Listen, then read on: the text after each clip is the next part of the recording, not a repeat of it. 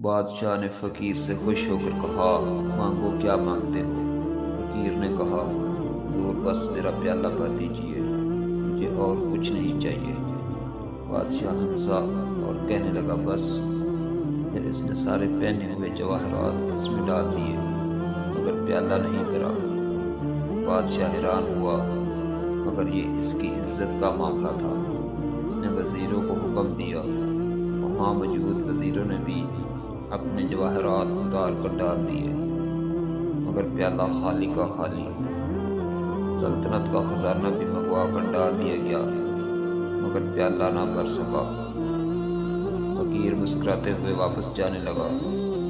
بادشاہ ہاتھ باندھے کھڑا ہو گیا۔ فقیر کا یہ جواب سب کو لاجواب کر گیا۔